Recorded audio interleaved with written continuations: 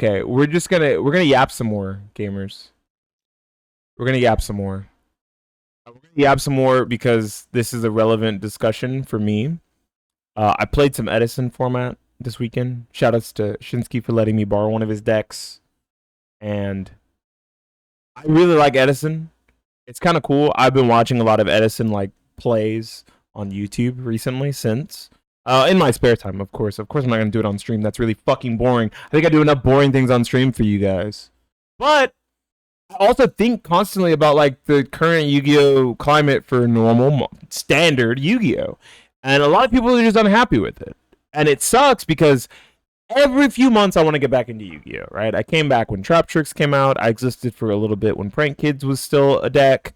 I believe I even played Fire Fists when that got its new support. It wasn't very good, but I played it, right? I come back in like year or 6 month 6 month stints every year or so. And I was thinking about coming back again. Not just for Edison, but for standard Yu-Gi-Oh! Because the Ritual Beast cards are really fun. They're interesting, and they can play really fucked up win conditions like Protoss and Dimension Shifter, or both if you're an absolute Giga Chat and open them and kill your fucking opponent. Now, generally, I wouldn't say that that's a bad thing because it looks like we have multiple different decks that can top and win, but there's other overarching factors that make the game not feel so good right now, right? Whenever people assumed that it was just going to be a single deck format, when it came to Fire King Snake Eyes or Snake Eye, I think it was just Snake Eye. I don't think Fire King Snake Eye was ever the deck that people thought it was going to be for a tier 0 deck, the same way something like Tearlament was. But one of the better players in Europe put out a video about quitting competitive Yu-Gi-Oh! And I didn't watch it. I wanted to wait until I could watch it on stream and see if there's any things in here I agree with. Their YouTube channel is, boom, Sunsea Jess. I believe they actually won European Nationals for like a big event. Either European Nationals or like for one of the countries, or they won like a big YCS in Europe. I cannot remember off the top of my head. Please don't shoot me. But as you can tell, I know that they're a winning player. So I have a little bit of knowledge about current competitive Yu-Gi-Oh climates. Take a look at what they have to say. I am quitting competitive Yu-Gi-Oh! And so are half of or most of your favorite players. And there's a bunch of my favorite player is Steven Trifanowski, and I think he said he quit Yu-Gi-Oh! So, yeah. reasons for this. I'm going to go through my personal reasons, and yeah, we'll have a bit of a discussion, because I think there's a lot of things that would need to change to get me back to playing this game. And yeah, I'd like to clarify very quickly, I am still doing content stuff. When I'm back from my little hiatus break, I will be back to doing content, but I will not be attending or competing at events. I will not be at YCS Bologna. I will not be at YCS Lille, and I won't be at any competitive events unless something drastically changes, which I highly, highly doubt. We're watching why a top European Yu-Gi-Oh player is quitting competitive Yu-Gi-Oh, along with a lot of competitive Yu-Gi-Oh players. Like, a lot of people are just fed up with the direction of the game, and I want to see if those are specifically addressed in here, because generally what I address, other than the issues with like potentially luck-sacky formats where everyone has to play like 15 to 20 hand traps in their deck because engines are so small and concise and can do so much, and going first is extremely powerful in Yu-Gi-Oh! I also address prize support, because I think prize support for Yu-Gi-Oh! Is fucking dog shit in comparison to literally every other card game, and it doesn't make the amount of effort and stress that comes out of being a top player and comes out of trying to consistently stay at the top worth it. Right, so why is everyone quitting and why am I quitting? I guess I'll go from a personal perspective. I've got a bunch of reasons. So this is unscripted, Jess. We're just going raw because I feel like that's the best way to get my perspective across. Let's go through it. So, the direction of game design. I've played for 10 years, and I agree with that. The reason I've played for 10 years is I love this game. Mechanically, it was really complex. The card pool, there was so many interesting things I felt like I could do. Okay, so the complexity of the game is true. But what happens when you mix a complex game with a game that refuses to create set rotation. And I don't mean the card. For any Yu-Gi-Oh players watching this who want to link me a picture of set rotation, I swear I'll ban you. When you don't want to have a rotating format and you have a complex game, what happens? Power creep. Things have to get more and more powerful to force out old decks and archetypes. And what that leads to is a generally smaller card pool of things that are actually viable, and they just have to keep re-releasing stronger versions of similar cards. Do and discover, and yeah, it excited me. I enjoyed the game a lot, and I kept playing, and it doesn't excite me anymore. With the way card design is going, like increased, like more blanket effects, like Mulchamis, like Dimensional Shifter, Spooky Dogwood, and Spooky Dogwood time rules is like a whole thing. It just doesn't appeal to me. And then when you combine that with the increasing power level, so the first big point I have is those blanket effects come from the increase in power level. That's there's no reason to beat around that bush.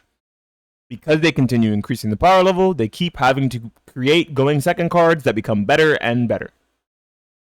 To do with power level with cards like Fiendsmith. So the Fiendsmith engine recently released, we saw it in play at North American Nationals and European Championships, and we also noticed the consistency of top players doing well decreased massively. Especially for European Championships, we saw hardly any of our like big top players actually in the top cut of that event. Now, for anyone who's like, wait, why is this an issue? We don't want to see the same homogenized bullshit players at the top all the time. I don't think she's saying that being a top player is a privilege and you should always be like, it's like a lock-in and you should always be there. But if your top players aren't making it consistently, but they are some of the best players in the room, it means that the game is becoming more luck-based than skill-based, right? When it comes to card games, there's high luck and high skill, high luck and low skill, low luck and low skill, and low luck and high skill, right? There's four, and there's a bunch of variations in between that, right? But the more luck you add and the less skill you add, the harder it is for the better players who study the game a lot to continually be consistent and prove their prowess at the game. That's not a good thing. Nobody wants a really luck-sacky bullshit fucking game. It's like if a fighting game had variable frame data. You wouldn't be like, yeah, okay, well, it's really cool that sometimes Kazuya's electric is +8, but it's also really cool that sometimes his electric is -16. Like, that's really fucking bad. That's not good. Now, the cards, of course, don't work this way, but because of the natural RNG of card games and the current power level of cards, that's how it feels sometimes. A single card can completely ruin and decimate strategies and hands that otherwise look completely playable. And I think that's because of the power Spooky level. Dogwood, Dimension Shifter. We have the blanket cards just auto win like Dimensional Shifter. And the power level of cores like Fiendsmith making the game so one-sided, RNG dependent, like making the game more and more RNG dependent. It discourages you from trying as hard, to be honest, or it discourages me from trying as hard, because if you're the more, I know everyone always makes that, oh, Yu-Gi-Oh is super luck based, but like Yu-Gi-Oh is super luck based to a point. And always has been to a point. Because there's tons of names that you would have seen years ago in top cuts constantly. Pack. Okay, if you're in North America. Jesse Cotton, if you're in North America. Even Patrick Hoban for years, for like 7-8 years, he was in almost every top cut. At least top 64, top 32s. Calvin Tahan. Right, we could look over to Europe. Joshua Smith. Right, these names are prevalent in the community because of their prowess at the game, and you can't be that consistent if a game is truly luck-based. You can't. But as you see, these names are being the names that are very popular and that have a lot of accolades. You're seeing them less and less because now It's not that the card pool is too vast and too hard for these players to understand. Let's be quite honest. It's that if they lost that fucking coin flip and they go second 6 times, they're more than likely going X6 that day at an event and not making it to day 2. It's just how it works. Going first is extremely powerful and extremely strong, and that is the most RNG out of all of Yu-Gi-Oh! The power level of going first is just too high right now, and I don't really have a solution for it. Because drawing 1 card's not enough. Like, people are like, oh, you go first, you draw 5 cards, you go second, you draw 6, like, that's enough, right? No, it was 5 years ago. It was 6 years ago. It's not anymore. I don't know if it needs to be 7. I don't know if it needs to be 8. I don't know if it needs to be that if you go second, you get a fucking mulligan. I have no idea. I don't know how to fix this, but it's clearly a problem. If a game is becoming more and more luck-based, and it becomes harder and harder to top consistently, it reduces motivation to play, because you could be the best player ever, but you're less and less likely to do well, because that's just how the game is, and how the game feels like it's becoming. Also, there's a bunch of other things. I think that goes hand in hand with a couple of other points, such as pricing and Euros. European Championships was a huge one for me, because it felt like there was no interest whatsoever in the tournament. Like, if you look online, I looked online after the tournament, or like the morning after, and there's just no interest or hype about the event. Everyone's just, okay, Shifter will try me. No one, or Fiendsmith stuff. The hype is gone. So, another thing is, the hype being gone is very common in games with... It's very common in games with very small player bases.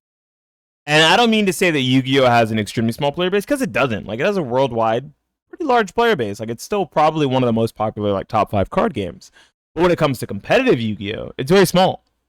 Yu-Gi-Oh! Is bleeding players and not getting a lot of new players. So the players who are still in either extremely love the game, not loss aversion, what's that word when you're so invested in something that you just keep investing in it anyway? So, sunk cost fallacy, right? They're like stuck in a sunk cost fallacy loop where they've invested too much money, time, and resources into Yu-Gi-Oh! To stop playing it, so they continue to, even if they don't like it as much. Or they're old and jaded and just don't like the direction of the game anymore. And those things, all 3 of those things together, create a lack of hype generally. Especially in comparison to last year, or even not European Championships, even events like YCS Bologna, the hype was just there. People were excited about the game. People liked what they saw, and just all the hype and excitement is gone. And on top of that, pricing is I'm glad it's being brought up. I'm so glad it's being brought up. Pricing is one of the most frustrating ones, because it feels like Konami don't care. The format is becoming increasingly bad, and I don't like the direction of card design and the direction that we're heading in. And if you combine that with the fact that I can put hundreds of hours into perfecting my deck for a YCS, go 11-1, let's say, in Swiss, lose first round of Top Cut, and I get a playmat that's impossible to sell. Or let's say I do go to a YCS and I do win I win the first 2 rounds of Top Cut. I'm in top 8. I get a Nintendo Switch, which doesn't even cover the cost of travel. Yeah, okay, so I'm glad this got mentioned, and people are going to meme this all god to hell. Like, some people are really mad about the fact that Jess said this, but it's true. I don't think for the amount of time, money, and effort that is put into being good at Yu-Gi-Oh! Is worth a Nintendo Switch. And a mat and a prize card. Like a prize card that's $800. Says who? Oh, the secondary market? Yeah, good luck fucking selling it. Oh, a mat that's worth $150 to who? The secondary market? Yeah, okay, good luck selling it. The Nintendo Switch or the PS5 you get is like the only thing that's of value. And it's not even a lot. $500 for a PlayStation 5. $300 for Nintendo Switch. It doesn't cover the cost of travel, even in Europe, where travel is significantly less expensive than the United States. Let's think about that. It's not worth the amount of effort put in. They're not getting properly rewarded. I talked about this a long time ago, where I truly believe that Magic the Gathering and Pokemon have such better prize support for their competitive scenes that I don't understand how and why people still consider Yu-Gi-Oh part of the big three. It's a big two now. It's not a big three. Yu-Gi-Oh has fallen so fucking far behind, and they have no one to blame but themselves. Because I'm sorry, I don't want to like crap on Takahashi's memory or anything, but Takahashi was a fool for ever thinking this game shouldn't be played for money. That's really fucking stupid. You want money put into the game, but you don't want money taken out of it? I don't get it. It doesn't fucking make any sense to me. Magic the Gathering pros are winning pro tours and winning 50,000, 60,000, you know, $30,000, $10,000 for top eights and stuff. And Yu-Gi-Oh players are getting Nintendo Switches. Pokemon regionals, people are winning thousands of dollars, right? Top cut, you're getting 500, 750. That's still more than a Nintendo Switch, and you're getting hard cash and pricing along with that. It's just not good price support for Yu-Gi-Oh. It's really bad. The amount of player expression and skill I think that Yu-Gi-Oh requires at a top level when the format is good in comparison to now, I don't think it's worth it. And definitely does not compensate me or make me feel cared about for the hundreds of hours of gameplay and testing I put in to Correct. be prepared for this event. It just feels like I'm not cared about as a player. And I think a lot of people feel like that. We can see players quitting in their masses and switching to other card games like Lorcana, Pokemon, Magic, One Piece, because they have better price the support. pricing is better. It does feel like the company cares a bit more. It's fucked up that you can play an online Edison format Yu-Gi-Oh tournament. I'm not snitching anyone out here. I'm not going to say any TO's names. That you can play an online Edison tournament and get more money than you will playing in an in-person event you travel to, sponsored by Konami, run by Konami. That is a fucking joke. And then on top of that, even outside of pricing, you have things like Pokemon promote their World Championships, like World Championship players, like more with like the Worlds decks, post Worlds. Magic have the Hall of Fame. And just systems like that where it feels like you're encouraged to be competitive. And in Yu-Gi-Oh, it feels like you're not encouraged to be competitive because you're not rewarded for being. You're not supposed to be competitive in Yu-Gi-Oh! You're supposed to consume. It's Konami. Consume product, consume product, consume product. Thanks. Oh, you wanted to be rewarded for consuming product? Here's more product. Good at the game. Like, they don't care if you're good at the game. Like, I guess one of the examples that pushes it for me is I topped the World Championships last year. There we go. I made top 8 and then I lost first round of top 8. I walked out empty-handed. I made it to the highest level. If you can make it to the highest level of the game and then top the event at the highest level of the game and walk out empty-handed, something's wrong. It does leave a bit of a sour taste about how the company cares about their players. That's really bad. Nothing? There are other reasons. Empty-handed? Oh, here's my Nintendo Switch again, bro. Actually, one point I want to bring on YCS is it feels more rewarding to play locals. Like, spending hundreds of pounds and hundreds of hours to go to a YCS top, and where I could go to a 10-man locals, and it feels more rewarding to do well at that.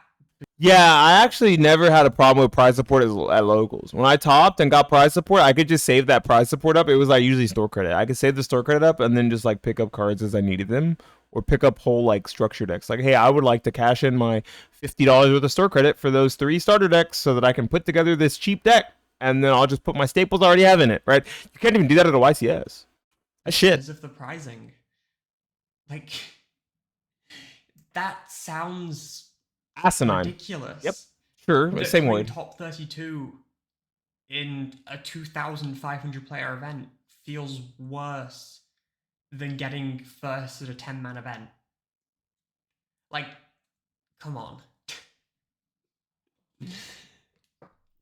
I'm not going to be stopping playing Yu-Gi-Oh entirely. Um, I'm still going to play Yu-Gi-Oh casually. It's still mechanically the game that I fell in love with, but I'm done competitively. I'll still be making some content about Yu-Gi-Oh, but I'm also going to make my content a bit more personalized when I come back to it. So it'll be more focused on, well, me rather than competitive Yu-Gi-Oh because I've lost all interest. Like, they've lost me. If one of your top players has to make a video about why they're quitting the game and lay out a full roadmap of shit you can fix and you don't fix it, you really don't give a fuck. You don't care. We're actually just numbers to Konami. Like, we have Konami ID. They don't even have our names on it. It's just numbers. And that's not a joke. Because clearly, as long as numbers come in for the numbers that are lost, they don't give a fuck. And that really is unfortunate. Right? It leads to situations where people leave their, like, I think logically what ends up happening is a lot of people go TCG, Master Duel, Duel Links, never play the game again. Or TCG / Master Duel, whichever you started with, right? Say you do online Master Duel stuff. Duel Links, never play the game again. And it's really fucked up that you have to feel that way about a game that you invested 10 years into. That in my case, off and on, I've invested 15 years into. How old am I? 28? Yeah, I started playing when I was like, I went to my first like local tournament when I was like 13 or 12. So we'll say that I started then, but I've been playing Playground Yu-Gi-Oh since I was fucking 6 years old. So I've been playing Yu-Gi-Oh for the better part of 22 years. For 2 decades, I've been playing Yu-Gi-Oh. Fucking crazy, right? Insane. I think that was like the first or second set when I was 6 years old. There are other factors as well. Things like hate and negativity in community. Yu-Gi-Oh is notorious for it. Oh yeah. TLDR, Jess is trans, so people are really rude and don't use their proper pronouns on stream, and probably give them tons of hate mail for being good at the game, which is really stupid. I'm sorry someone's better than you at the game and that they're trans. Skill issue? It does take its toll. I think in comparison to other card games where other card games just feel more welcoming. Nah. I mean, I have to. They maybe they haven't played enough other card games, but like Magic players are fucking dickheads. They rule shark just as much as Yu-Gi-Oh players, if not more. Pokemon players care so much about sequencing that they'll like watch your sequencing to see if you're a bad player or not, and they won't like. A lot of times, a lot of Pokemon players I've seen that are good at the game don't help bad Pokemon players at all. Like they don't want you to get better even after a match is over. They just like let you struggle to like fuck up your sequencing and shit. Like even if the tournament's over and everything. Like I know a few nice people, but the vast majority of card game players are just fucking dickheads. I don't think that the other communities are more welcoming unless you're looking at a game from a casual perspective or a casual lens, like Commander or something, or like older. You're just collecting Pokemon cards, or maybe you're playing a legacy format for something like Dragon Ball Z, an old game that's literally dead, not Super Z. Maybe those communities are more welcoming, but if you're looking at a competitive level card game, they're assholes too. Just throwing it out there. To players, I don't get me wrong. I love the Yu-Gi-Oh community, and especially like I have had an amazing year, and I'm super grateful to everyone who supported me and my community. But yeah, seeing the general negativity within Yu-Gi-Oh is another discouraging factor.